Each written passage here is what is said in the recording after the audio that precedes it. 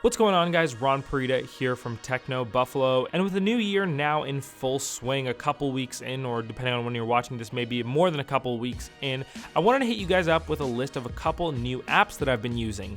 These are not apps that have come out recently necessarily, but they're apps that I've begun enjoying recently that may have flown under your radar that I would love to share with you guys in case you want to enjoy them.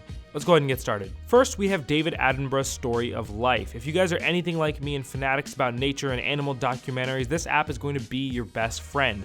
David Attenborough narrates a lot of very famous nature documentaries, and this app is sort of his all-inclusive idea of a media experience. He's on camera talking you through certain chapters and certain topics about deep ocean exploration, and then you're cutting to footage that he's talking over.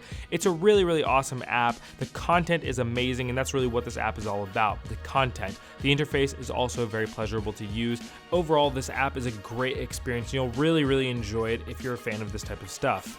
The next app is called Prisma. Now, you guys may have heard of this. It's got an App of the Year from both Apple and Google, but I pretty much just started using it and I'm having a blast with it. In short, it's a photo filter app, but it's on steroids. It's not like Instagram filters that'll do a slight color grade for you or give you a vintage film look. Prisma will completely transform the photo you take into any style of photo that you guys would like.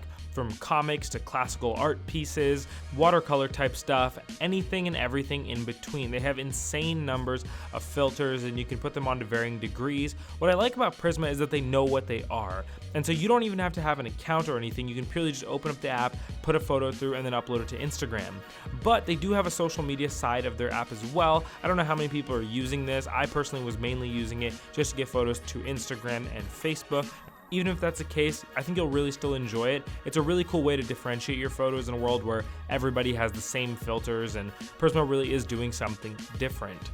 Next, we have an app that I didn't really think I needed until I actually started using it, Google Trips, and it is what it sounds like. It plans your trips for you. It'll take a location, and based on that location, you can put in reservations, things to do.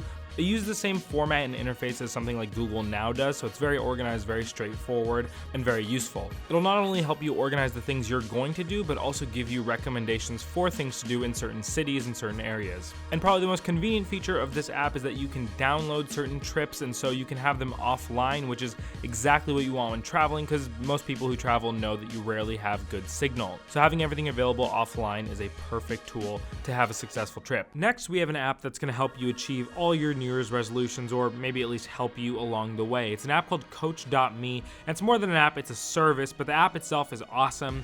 It helps you build new habits. So for me, something I've wanted to do is meditate recently a lot, and so it'll tell me for a certain number of days in order to build this habit. It'll remind me every single day to go ahead and stick with meditating for 10 minutes. You can do this with working out, with eating healthy, but what's cool about Coach.me is that they also have a social aspect to it.